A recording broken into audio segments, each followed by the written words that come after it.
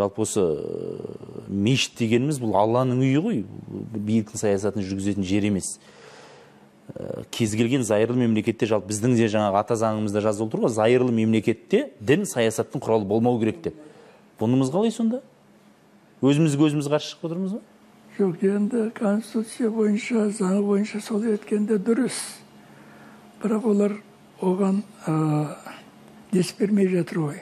Мысалы, мен вахабистердің қалай пайда болғанын білем. Оның отаны Таразда болды. Таразда сондағы жігіттер ұйымдастырды. Мен әуел вахабизм дегенді білмедім өзім. Кейін іздендім, жақсылап тұр. Бүкіл тарихын. Сонымен Тазабектің үйінде, Тазабекті білесің ғой. 20 вахабиспенен мен бас қостым. Түсіндірдім оларға ұстағады. Ертең бұның бәрі бір қоя бас шығады, қарбет боламыз. Сонда қарбет болмай ойланыңдар деп жібергенбіз. Содан кеткенбіз, содан қайтып олармен кездескем жоқ. Олар әрекетін істеп жатыр ғой, бірақ істемейміз дейді. Астыртын істеп жатыр. Оны орындарды біліп отыр. Мен айтпай-ақ біледі. Жалпы вахабизм жаңағы сәләфиттер деп жатамыз ғой, жалпы. Соңғы мына елде болған террорлық актілерге жаңа сәләфизм ағымының азаматтары кінәлі деген елбасының өз аузымен айтылды.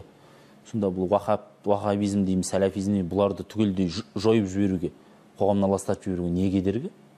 Жоймайынша болмайды. Жоймаса олар бізді жояды. Не кедергі сондағы әлі? Сонда бір кедергілер бар әйтеуір. Мен түсінбейтін бір кедергілер бар. Біз сынап, аттарын атап жатамыз.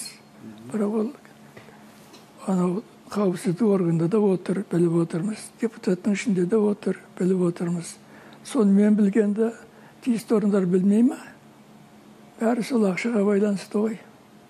Олар сол дін үшін жан салып жүрген жоқ. Ақшасын жан салып жүр.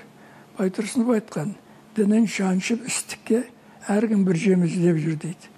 Неге ана біздің өнерпаздарымыз дінін сатты?